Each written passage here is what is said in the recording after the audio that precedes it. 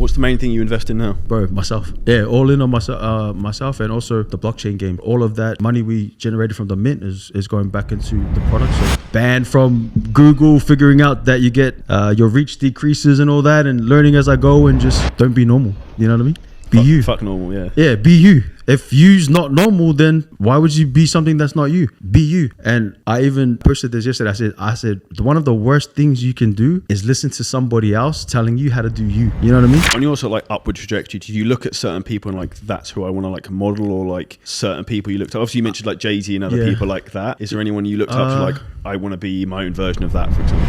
They always say that it's after the Bitcoin halving. Yeah. So briefly run into your backstory. If you were to give yourself like a 90-second synopsis of who you are and what you've done, and it's a lot to condense. Yeah, bro, pretty much just like I always been into like making money, you know, since I was young. So and I'm at the age where like I feel like I sort of was there with the physical businesses, because when I was young it was like dial-up internet and that. So I had like a point of difference with doing businesses as a kid in the physical world, you know, at the markets, all that sort of stuff. And then pretty much got into the nightclub industry, did pretty much everything in the nightclub industry, ended up started running nightclub events throughout Australia, latched onto social media early to promote the nightclub events, and then 2014 started going viral with just repurposing viral content. I was early aggregator like Unilad, Lad Bible. I had a page called Fortify, and it was just me and another mate running it, 24-hour operation, built that up. So like 2015 it was literally the biggest page in terms of reach on the platform. Like I'm talking like post a meme, get 1 million likes type thing. And man, I knew just from the nightclub industry, like okay, where there's people walking past, you have the potential to get them in. You know, you got to just figure out the right product to sell the people. And so I tried e-commerce. I tried everything, man, everything you can think of. Links, articles, you know, the, oh my God, I can't believe number 5, and you got to go next. Running those websites, getting banned from Google, figuring out that you get your reach decreases and all that, and learning as I go. And just kind of like 2015, 2016, I scaled into, I got into mobile games, co-founded like 2 mobile games companies, moved to Dubai, super successful, like 250 million downloads. Yeah, and then just been into crypto since 2015 as well. Last year, did an NFT project, Trillionaire Thugs, which sold out. And actually yesterday we just announced publicly that we got a deal with a big mobile games publisher, partnership with them to help us and you know, which we can expand on later with the challenges and everything with crypto. So now I'm purely focused on that. And yeah, man, like a bit longer than 90 seconds, but yeah. Firstly, how the fuck have you done what you've done? And do you have a technology background? Like, did you study anything like coding or anything weird? No, I'm not a technical. So you just hustled and worked it out? Just hustle, bro. And literally just I've always had like, but I've always loved long format interviews, you know, like I don't know, like I guess the blessed thing is, like, which was rare for people that I grew up with, was I always had an internet connection. So I was always on the internet. Even if I didn't, I'd go down to the library. So I always had the internet. And so I was fortunate in that thing, because where I grew up with, I didn't know any business people. I didn't in the real world, you know. And just watching that, learning that, you know, when I'm into music as well. I actually got a music label too. Like for example, like I'll watch Jay-Z 2-hour interviews, you know, Diddy, those type of things, Elon Musk, you know, Mark Zuckerberg, just everything to do with tech. I'll look at Coca-Cola, I'll YouTube the CEO, look at all his long format interviews, because, you know, that's where you get the gems. You go on the Saturday Night Live, the daily shows and all that, they ask you the real generic 2-minute questions, you know, but that's why I love the long format, because there's a lot of gems that you get from that. So yeah, just learning, bro. Just always had a thirst for knowledge. And yeah. What's the biggest challenge you've had with building one of these businesses? Oh damn. Honestly, just the people in the team. You know, I feel sometimes like, you know, like there's so many drop balls, but when you look at other people's stories, you see that there's never like home run. It's like it should have been a home run, but they got out on first base, you know, like so many times. And I mean, challenges is a part of it, but I couldn't say what's the biggest challenge, to be honest. It's just the new challenge tomorrow will be bigger than the one last week. So you seem to have an insane amount of like self-confidence. Is that something you've always had from like a young, like since you were a young kid, or does that come with like momentum and success? Bro, like I always had it, you know, like even though I might not have shown it publicly, but I always had it in my head and in my heart. And I always used to be like, because I used to play rugby. I was going to ask that. Yeah, I used to do all that, I was going to ask you. But I like, I'll make some like rep teams, and then I'll see dudes that I know that I'm better than, and they got signed in that, you know, and I'm like, wow, if I just had that opportunity, I know I could kill it. And I wasn't really a hardcore player, but I'm talking about when I went to Australia. And yeah, so then bro, like I always had that, you know, it's funny because when I was like 10 years old, I didn't even know how I even was thinking about this, but I told one of my best friends, I said, do you even know your own grandparents' story? Because really, like I know vaguely, you know what I mean? And that's my own blood. And then do you know your great grandparents? I don't know, I might have seen a photo or something. So I'm like, nah, I don't want that to be me with my own blood, you know, like, so I had that in my mind early, and I didn't know how to execute on that or anything, but that was just always in my mind. Even like when I'm looking back at all my tattoos, you know, like I got a Rolex tattooed on my wrist saying the time is now, you know, pain is temporary, pride is forever, pursuit of happiness, ambition. Oh no, wait, fundamentals, ambition, like looking back, I was like, yeah, everything was just, you know, before that. Do you get those tattoos before you would achieve success? Yeah, way before. Like, bro, I was like the guinea pig for all my boys, because, you know, like Pacific Islanders, we like tattooing's our thing, you know, so everyone kind of knows everyone knows a lot of people that do tattoos, so I was always the guinea pig. Because did you ever think you weren't going to be successful? Nah, man. Like I always just had it. Like obviously, like, but I for sure I could have been there quicker, you know. Like I always, like, looking back, I had like entrepreneurial spurts, but I didn't have like someone super knowledgeable that saw that and actually goes, I like what you did here, try this, you know. So it was more like, because I was selling stuff, I was doing drop shipping like early at the markets, you know, like I'm talking, bro, this is like 2005, 2006. No one was doing that, but I didn't know how to scale it, you know, and I didn't have anyone like that. So it was always in little bursts, you know. Have you had anyone like mentor or guide you along the way, or do you have anyone who helps you now? Yeah, I did when I like got into more the nightclub thing. I had like a mentor in that, and he was super successful. And when I say successful, I'm saying like for him, he was successful, you know, like he was a promoter in a city, and he managed to get 5, 6, 7 properties from that, you know, like, which is amazing, when everyone else on his levels probably like has a year run, and you know what I mean? So yeah, that was good. On your sort of like upward trajectory, do you look at certain people and like, that's who I want to like model, or like certain people you looked at? Obviously you mentioned like Jay-Z and other people like that. Is there anyone you looked up to, like, I want to be my own version of that, for example? I feel like I could take a little bit from everyone, because like I'm into fitness, I'm a foodie, I'm into tech, I like fashion. So I have like different people in different things, so it's not just one person for overall, but yeah. And have you always been quite diverse across different things, because those are very different subject matters? Yeah, I'd say, like, if everyone's going left, I always end up going right. And to talk about the fashion thing is a bit of a different one. Obviously, like, you got a lot of jewelry, you like to wear a lot of stuff like that. Is that something in terms of you think comes with your persona, or like to make you stand out more? Is that? I mean, first of all, I'm into it, and I'm really into it. You know, like I know the diamond qualities. I go after the brands. I really research things before when I go heavy into it. So yeah, there's that. I'm into it, but also, yeah, I believe that for me and what I do, like I like investing in myself. You know, I like betting on myself. It all comes through mindset, bodies first. You know, and then that's your, you know, like people play games. You know, they want to get the latest skins. You know what I mean? Like I'm trying to do that in real life. I am doing that in real life. So yeah. You talk about obviously watches and jewelry. Like, what's your favorite watch? Do you have a favorite brand or anything? No, it depends on the situation. It depends on the occasion. Okay, daily watch and you're going out for dinner somewhere. Just probably Richard Mille. Okay. Yeah, normal. If I'm going to like more like where I feel like it's a more sophisticated watch crowd, it would be like a Patek Philippe. Yeah. And do you see watches as an investment? Do you like invest in stuff like that to like for financial gain, or is it more? I wouldn't really say financial gain, even though it is, and people like full push it that it is an investment financially, because and that's to be honest, like, it is a bit of a misconception, because when they say, oh, this price went up that much, that's only if it's brand new.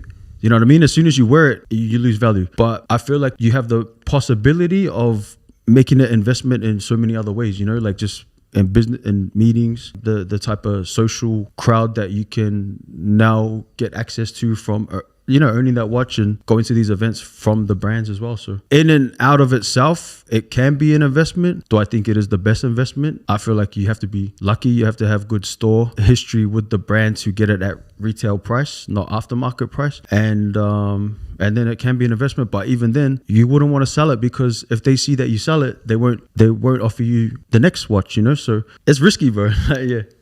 One thing you mentioned there is interesting in terms of networking. Is that one of the big things you've done to like increase your knowledge and then start to like build out more of your success? Yeah, bro. It started in the nightclub industry. So if you think about it, like around 500, 600, 700 different people every week, and everyone's a bit drunk.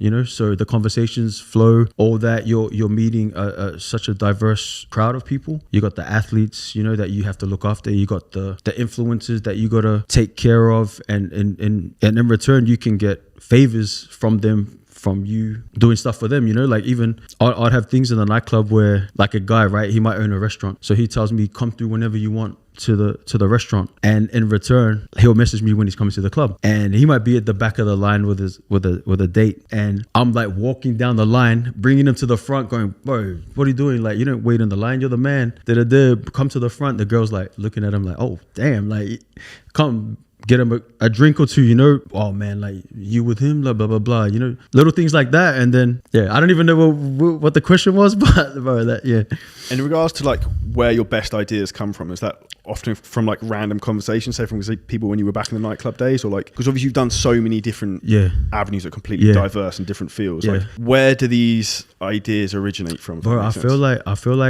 always been that dude that knows everyone from different groups, you know. Like I remember even when I used to go to the nightclub, I always have like such a diverse range of people that I would invite, because I used to travel to different states to do these events, and I'll turn up with someone who was on, you know, the Australian version of X Factor. This guy's a professional skateboarder, couple singers. This chick's got 2 million on TikTok or whatever the app was back then. So I was always like that person trying to invite different people and a diverse range of people out, and then, you know, they'll come to the hotel, pre-drinks and all that, then they'll be posting it up. So, you know, in a way I'm getting marketing for the night, but I'm doing it in a way that's for free, because I'm actually giving value to the other influencers by showing them a good night, and it's cool for them to post up. You know, it makes sense for everybody. So it's always a fair deal. Value exchange. Yeah, value exchange. Yeah. In regards to like the best ideas you've had, what's the best idea you ever had, do you think? Or to just like go all in on like digital, you know, because I did so many different other businesses, you know, clothing, for example. And, you know, it's so hard because you got to do returns. This might not fit, that might fit. You know, if they dispute, the customer nearly always wins. So when I went digital and got into the mobile games industry, it was good because once you build the product, you can pretty much, it's available globally and it's for free for the user, and they make money. You make money on the ads. So because with the success that we had in the mobile games industry, I always used to think if this was a traditional business, I'd need, you know, like a big office in New York, London, here with multiple staff, because I speak to other people that have similar sized businesses in terms of like revenue and that, and their operations are huge. So definitely digital for me. How many different businesses have you had over the years? Bro, a lot. Yeah, a lot. And so many different industries too. A lot. And has it been a challenge to like close some of those down if they didn't work? Like, was that a difficult process? And like, for me, I always look at stuff as like how much energy I'm putting into to how much the potential is. And that's why even with when I go back to the nightclub stuff, I always knew the ceiling, you know, capacity wise, this nightclub's only legally allowed to hold X amount of people. If it rains, it's 25% less no matter what, because and that's something that you didn't even do. So I always knew that I always seen what was like the cap, and then I always think of something like, okay, what's the next step? What's the next step? What's the next step? What do you think is the next big thing then? Well, I'm all in on building in blockchain and that now, and I believe that the next like crypto wave will come through from the gaming industry. Gaming will onboard with the NFT technology, you know, like being able to own the actual characters and to sell it, because you see the amount of money that Fortnite has in that purchases, but it's only able to stay in that ecosystem. So yeah, I believe gaming for me is going to potentially be the next catalyst for the wave, the next run. When do you think the next bull run of crypto is going to come back? Well, like historically, they always say that it's after the Bitcoin halving. Yeah. So 2024, and then even last year, that was in 2020, and it didn't really start to another like 6 months, you know. So, well, right now we're like 12 months, because last November was the peak. The peak. So it's 12 months, and in the last cycle, it was 12 months till it hit the bottom as well of in 2018. So I think now maybe in the next few months we'll find a a bottom, and I don't know what the price will be, and then it will start, in my opinion, it will start going up again. But it depends on a lot of factors, you know, like with the situation in Russia and Ukraine, and then also the inflation, and also all that stuff from the money printing in 2021. So yeah. What's your opinion on the situation with inflation, how that should be, like how people maybe should try and handle that from a business point of view? Obviously with a recession coming, like people getting squeezed. I think the main advice is like find cash flow, find a way to generate cash flow. You know, I know a lot of people went all in 2021 because we hadn't really experienced a drop since 2008. So I'm talking about in stocks, not in crypto, but so a lot of people, they only ever seen the good times, you know? Yeah. So sorry, what was the question? How should people handle like the recession? And bro, like, you gotta find out how to generate cash flow. You know, the cash flow is the most important thing. You don't want to sell a distressed asset for too cheap, and you don't want to be forced to do that. So you should always make sure you have enough cash flow to maintain your lifestyle before you, at least like, well, it depends what situation you're at, you know? For me, I always make sure I got not a big, but like enough millions. Yeah. I need to maintain my lifestyle for life, you know? Yeah. I always make sure that that's covered, and to keep generating cash flow. That's the main thing.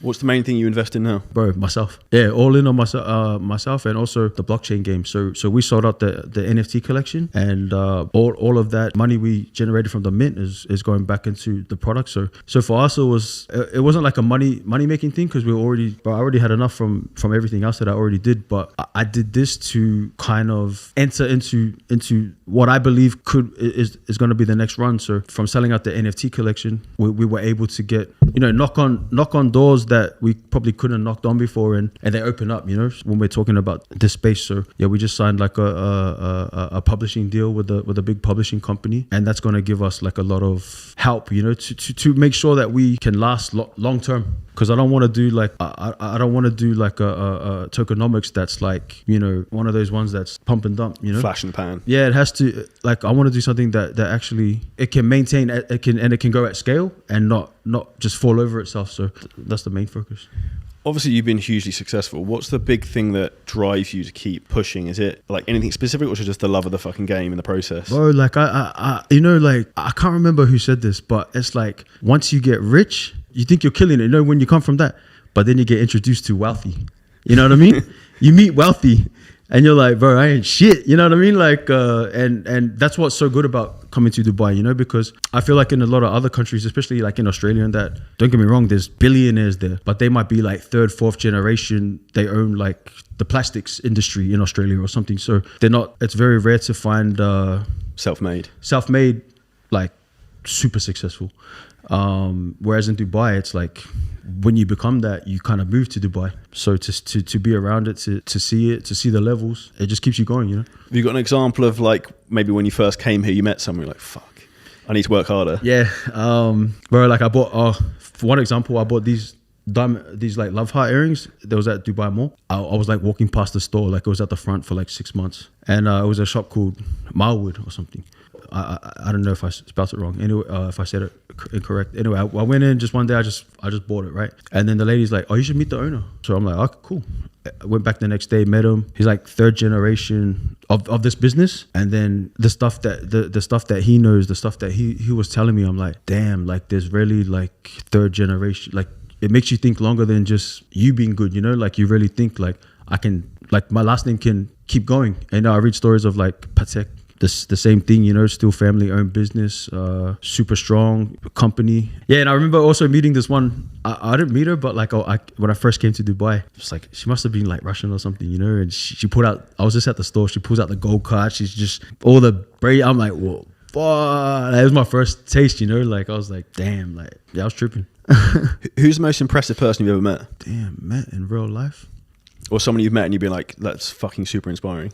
Bro, pretty much everyone, eh? Like, I wouldn't say there's someone that's like, that I can even think of that's like well and beyond everyone else. Like, for me, I literally look at everyone that's like figured out how to be their own boss, or not even their own boss, but figure out how to monetize what they love. And bro, for me, like that's literally enough. Like, I love seeing that because I always get tips and I always get like a lot of knowledge from everyone. Yeah. That's awesome. And you coming to Dubai, how long have you lived here for now, you say? Or 2016, I came here. It's a little while. What would you say, do you think it really shifted your mindset moving here in terms of like, say for example, me moving here at the start of the year, the UK is very small-minded in terms of the way it works, and like it's quite easy to be a big fish in a small pond. Yeah. Whereas like... But that's crazy that you say that about England, because like it's such a bigger, so much more money than, so think about Australia and then even think about New Zealand. Being so isolated as well. You know, like super isolated and nothing around. So yeah. Do you find that that's like, did that change you in a lot of aspects in terms of your drive and your work ethic? Sure, bro, for sure. Like just seeing like, because like also like I love, I'm like a foodie, like man, every preaching time, to converted. I love it. Every time I go anywhere, like I'm on Google Maps, like looking at the street food. I always try to go like one of the Michelin ones and all that, and that's what I love about Dubai, you know. So even I always tell everyone, Dubai has the best of the best. Whenever there's a popping thing in London, Monaco, whatever, always the first stops usually Dubai, you know, for the international thing. So like the scenes out here for that is amazing. So like I always look at it, but I always look at everything with like why does that work? How does that work? Why is it this not working? Everywhere I go, like I'm as soon as I walk into like Namas, for example, I'm looking at how much like average spenders per table. I'm looking at this table, most of the tables are drinking like the bottles. That's like, then I'm looking at the food. I'm like, then it's all day, you know, like I'm really thinking about these things everywhere I go. When you open a restaurant then? I actually had a burger shop in Australia, and I actually took it, I had percentages in it, and I took it from conception to like, it got voted the #1 burger shop in the town in like 6 months, just through social media marketing, and also the product was good. And then, but yeah, I don't know, like food's a flex, but it's more like it's really got to be your passion as a business. Like I would do it, but it wouldn't be for money, you know. It's like a flex to take people and say you own this cool restaurant. Yeah, I think there's a lot of hard work owning a restaurant. Yeah, and food is hard because you have to be so exact with wastage. You know, you can't have too little and you can't have too much. So it's a difficult balance. What's your favorite restaurant in Dubai? It depends what. Like, my favorites. Like, you can go to one restaurant tonight. Where are you going?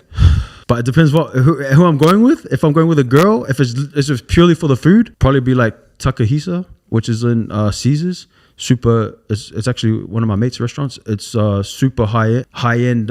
Like they go to the Tokyo seafood markets and they get the #1 auction, and it flies straight in on like Emirates business class. It's at Caesars Palace. If it's like all DIFC restaurants is super good for the food and the vibes. Yeah, there's a lot. What would you say in terms of you coming here in terms of cultural changes? Was that a big difference to you? Obviously, like moving to a Muslim country. Like I think Dubai's changed over the last few years, but was that a bit of a shock? Yeah, so when I first came, I remember 2016, I think in Ramadan, like it was strict if you had a bottle of water, like people was really looking at you. And also like, I don't even think that there was partitions. I think it was just closed. Like I'm talking about all the like restaurants with alcohol. And then even just, I think Ramadan was the main thing that you see, the changes each year, because even last year they said no curtains, no partitions, just show respect, you know, like, so, and living on the Palm too, it's like, it's kind of touristy. So I don't really... Be interesting to get your opinion on this. So in my opinion, I think Western economies are starting to go off a cliff a bit, and like the Middle East is starting to rise. Yeah. Do you have much of an input on that? Yeah, that's what I love about Dubai, is like, because it's not like you don't have to go through a million different people voting, and I guess it's just, if it makes sense, it's implemented tomorrow. You know, you wake up and this change is happened. And also I noticed a lot, like the conflict in Russia and Ukraine, I noticed that Dubai benefited a lot because a lot of the Western countries, we can talk about this. 100%. Yeah.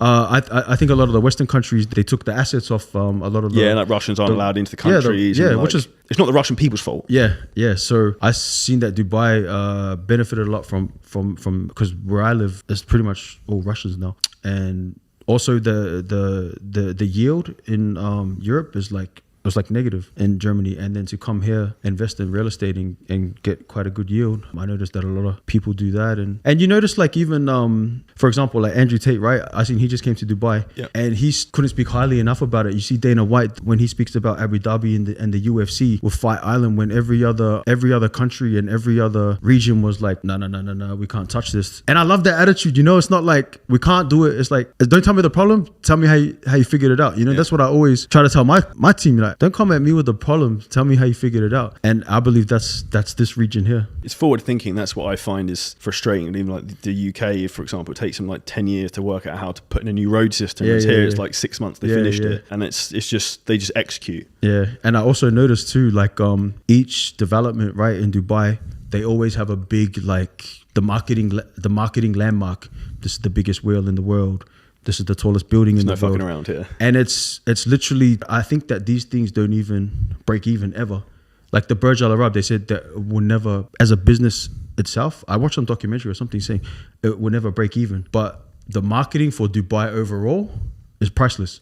Look at the Burj Khalifa. Every time there's something that happens in the world and they do the flag of the country or something, that goes globally viral. Even if it goes viral in the country that, the Burj Khalifa just, like, we stand with whatever trending. You know what I mean? Like this week, that goes viral. So yeah, it's like, it's super smart because it's exactly what I do on a much bigger scale. It's trying to figure out how to get free traffic. You know what I mean? Like that's the way that you scale businesses, and that's the way that you make the most money is by figuring out how to get free traffic. Why do you think no other countries cottoned onto this sort of approach? Because I don't really see anywhere else. I think Dubai was kind of like a blank canvas to start with, maybe. Yeah. Whereas other countries already had road systems, things, and so I think maybe that could have.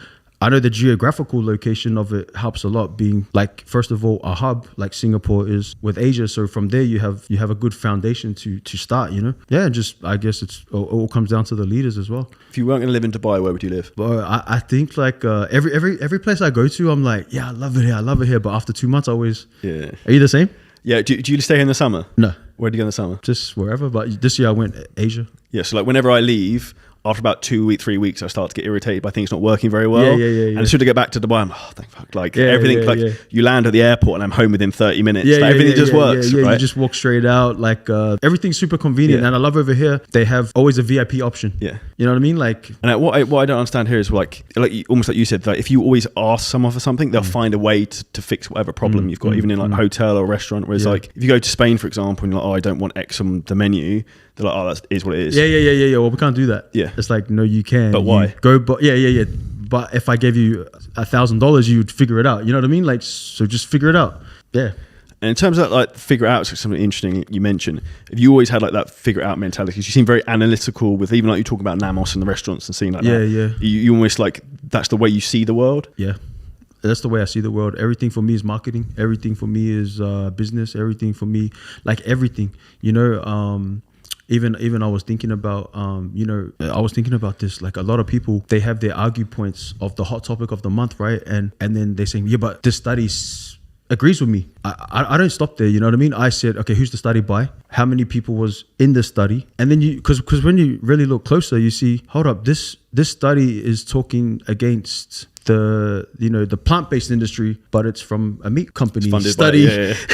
And the study was 200 people. So you know what I mean? Like, and then they say, yeah, and 70% of Americans don't like, but it's not until you dig deeper that you really get the facts. So I never I never just listen to one person's opinion, because at the end of the day, I don't agree with everything that anyone says. You know what I mean? So, and no one should. So yeah, like I always ask, why does this person benefit from having this point of view? Why do they have that point of view? And at the end of the day, even if you have a different point of view, like, it's all good. I think it's one of those things people lack. It's a critical thinking. I think people are too used to being spoon-fed by the government a lot of the time, and they just take the medicine or whatever they tell them to say. Yeah, bro. That's crazy. And you notice it now, like with that cancel culture and that.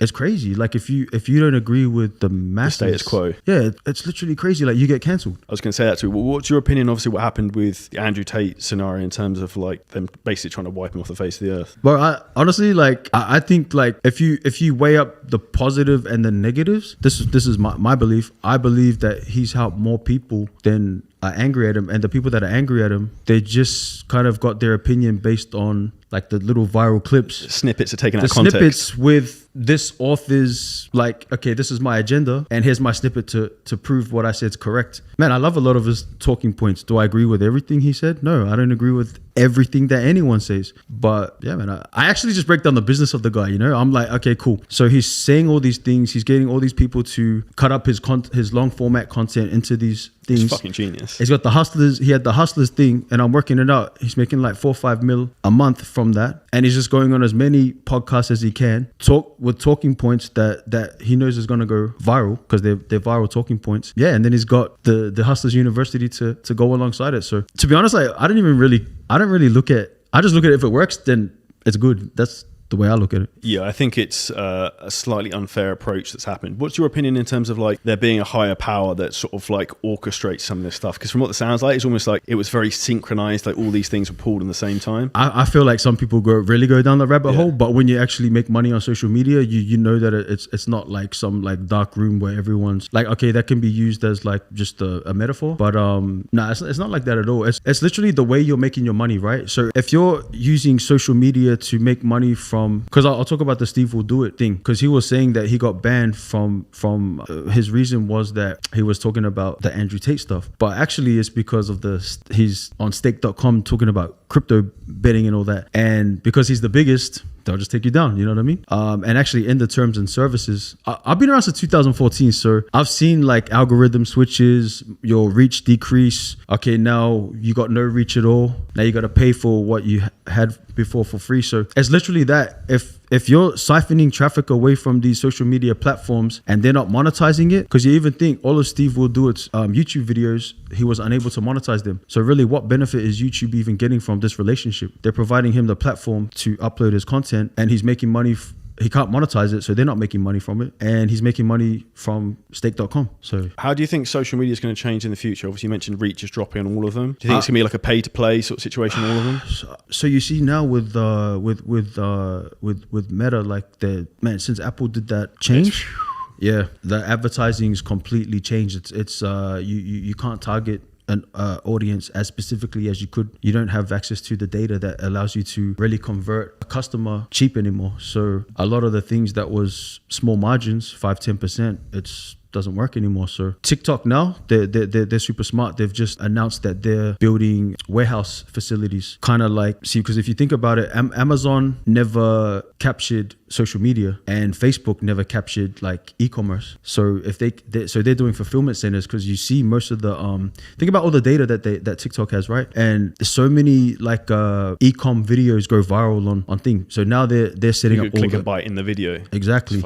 And they're doing the distribution centers. So like I said, I feel like all of them, they give you unlimited reach. So you're on the platform, you're invested heavily in the platform. You've spent so many hours building your audience up, and even a lot of the times you have your main income is derived from social media. So you're too invested in the thing. So of course you're going to start paying, because they're actually at the start, all they care about is the users. And then they worry about, now how can we make money? So I just believe that there's going to be a new one that comes around, and to be honest, like, it's always good to at least get your username and even think of a few other usernames that you can get. Like for example, for me, I'd get some food usernames and all that. Just, I don't know, it's free, it's cheap, and you never know. Is there any new platforms you know are coming out? I know Rumble's a big one. Obviously, Andrew Tate's gone too. Yeah, I just set up a channel on that. Yeah. You on there? Yeah. We've started putting all our YouTube videos on there as well. Oh, okay. Yeah, I know someone who's actually invested big in Rumble. Yeah, there's that. To be honest, bro, like, I think I still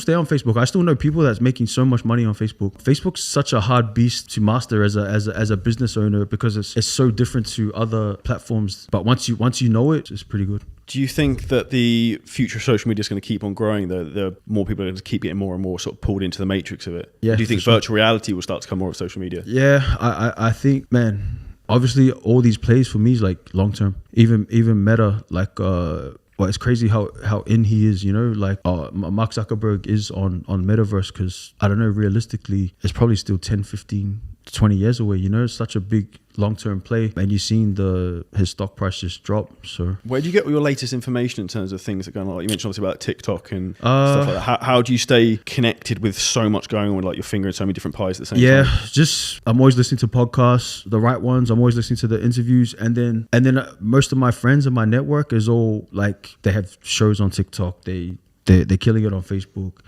they're doing this on YouTube, they're on Rumble, Twitch, all that. So just staying connected with people, and I always tell them about what I'm doing, and I don't have no fear of telling them everything that I'm doing. And a lot of people see that and tell me what they're doing as well, and I like to help people. And you know, a lot of people, they're so guarded with what they're doing, but I feel like if you talk to anyone successful, they already got their 3-year, 4-year, 5-year plan. Like they're already set up. They're not going to just go pivot to do your idea, you know? So it's you know what I mean? So yeah, 100%. I have no qualms about telling people what I'm doing and all that. And for a lot of people, they see that and then they tell me what they're doing. And we're just, I feel like iron sharpens iron. So it's better to be honest and have people that you can trust and talk about these things with. That's a sick saying. And interestingly, I found in the UK, people were very guarded about telling you what they do. But I don't know if you found the same thing in Australia. But coming here, everyone's like, it's like an open book. Like, what do you want to know? Yeah. How can I help you? Also, you've been to Australia? Yeah, no. I work with some Australian companies, but like living in the UK, I imagine Australia is very much the same. Yeah. Everyone's very closed and guarded, whereas here it's like an open book. I haven't noticed that. I haven't noticed that here, but in Australia and UK, everyone's so protective. I think because no, it's very rare to see people with the bigger vision of saying, let's work together and we all eat, because I always had that mindset, even just being with my boys back in the days. I said, you know, if only one of us is up, and when I'm talking up back then, I'm talking like you might have like a rugby contract or something, you know, like something like that. But if only one of us is up and everyone's down here, then if this guy falls, you can't do anything. But if everyone's up, this guy falls down, it's so easy to pick them back up. So I always had that mentality. I always had that thing, and I noticed that people that don't have that, they might have their little run, they might get lucky once, but they never sustain it, you know, because when they're at the top, they're arrogant. They think that this is the new normal, but everything's like little waves, you know. And I've been around so long that, you know, it's like they say, look at Kanye West just getting completely cancelled. What's that saying? Like you live long enough, you turn into the villain, you know. You get villainized eventually. You go from the hero to the villain everyone hates. Yeah. Like if you last, and it's totally true. But even other people, man, they have their little run. They went on a reality show. They got 100,000 followers from being on that reality show, 200,000, but actually they didn't do anything to get that following. They just literally went on a reality show. And so a lot of the times they don't analyze how they got that following and analyze how do I keep that following engaged, because it's if they follow you from a TV show, it's like they're going to follow the next person that looks like you in the next season. So you can keep them, but you have to know how to keep them and how to stay engaged. I don't know if you see the same thing in, for example, a slightly different aspect. So I see people, for example, in crypto, young guys made like, I don't know, make 5 million on like fucking out of nowhere. Yeah. And then they send their cryptos tanked and then they've lost a load of money. They're then fucked because they're used to having loads of money and they don't have the skills to actually make the money in the first place because it was on a bit of a luck, really. Yeah. Like, do you see that that's happened quite a lot to a lot of people, Bro, particularly here? I see that so many times, bro. Like when I first started making money on social media, there was young guys like 17, 18 making 200, 300,000 a month, traveling the world, spending that much, you know, like just thinking, like I said, they thought that this was the new normal. It's not. When you really get lucky, and I'm saying luck as in like, obviously you prepared for it, but you know, when you're in the hot moment and that's when you triple down and work. That's not when you go chill on the weekends. Like you do that after the work's done, you know, like let's say you milk the cow. Okay, I'm gonna milk the cow till the cow's milked. Then I'm gonna cut everything out, cut the wagyu, cut the thing. I'm gonna even keep the skin and I'm gonna make some leather bags and, you know, everything. I'm gonna make pet food with the hoofs. Yeah. You know what I mean? Like, I'm not just gonna milk the cow. Yeah, so I feel like people just, I don't know, like, and because on social media or in general, like no one really knows how much you could have made, you know? So once they get to a level where, oh yeah, this is cool. I never thought I'd make this. Then they chill. But honestly, like social media, like, you know, they say data is the new oil, right? And all these influences, you have such a small amount of time to really capitalize on that, because the next thing comes, the next thing happens. It's super hard to keep. I'll say in an influencer's journey, right? If you're gonna have longevity, you would have had to adapt and pivot and change your whole approach and your whole thing like multiple times in just a year. Just to survive a year, you had to switch up multiple times. And even take like Logan Paul, the Vine guy, doing the splits around the world, to to the YouTube stuff, got cancelled, like hated on, came back with the boxing, pretty much made that a thing, the influencer boxing thing. And you know, so when you see so people that have success, longevity in this space, boy, kudos, man, because it's super hard. Next question for you is, how have you sustained your success for so long and stayed humble and not kicked back, relaxed, or lost it with that? Humble, yeah, but I'm super respectful. I think it's my culture. First and foremost, it's like a culture thing. And then also like I said, bro, like I don't take it too serious, you know? I'm chill. I used to be that dude that did the worst job, you know, that no one looked at and said, this guy's going to be something, you know, even though I always knew it. So I've been in every different position. So And I also have the understanding and the thing that where you are right now that doesn't mean that that's where you're going to be, and that doesn't define you. Just like someone who's on top, that you're not going to always be on top. You know, you come down a bit, you go up. As much as you go up, you're going to come down. That's the way I see it, bro. As much as you're down, you can go up. Do you ever fear falling down? At the time, yeah, of course. But once you get through it and you look back, you go, man, that was so, I needed that. Teaches you a lesson. Yeah, right? It was so beneficial, because actually it's up to you if you want to, if it's a loss or it's a lesson. That's on you. And for me, I always use it as a lesson, and I always just keep. But I just think that until I stop breathing, my potential is here. I always try to tell that to everyone as well, and everyone I'm around. Like, I always try to be like that dude. One final question to finish up. What advice would you give to yourself at 18 years old? All right, I'll just say, just keep going, bro. Keep going, you know? Don't give up. Like, even your own family members, they won't understand what you're doing. They'll think like, why is he doing this? Why is he doing that? That's not normal. Yeah, don't be normal. You know what I mean? Be you. Fuck normal, yeah. Yeah, be you. If you's not normal, then why would you be something that's not you? Be you. And I even posted this yesterday. I said, one of the worst things you can do is listen to somebody else telling you how to do you. You know what I mean? So, and that's different from getting advice from people that you respect. Advice, but don't let someone tell you how to do you. That's it. Love that. Thank you for your time today, Sam. That was a blast. If anyone to find out more about you, connect with you, social media or anything else to check more about you, where's the best place to connect? Yeah, bro, just probably Instagram. Yeah, I'll share that in the show notes below. Yep. Thank you everyone for listening out and listening to the episode. If you make sure you leave us a 5-star review, subscribe, comment below any questions you're watching us on YouTube, and see you next episode very soon.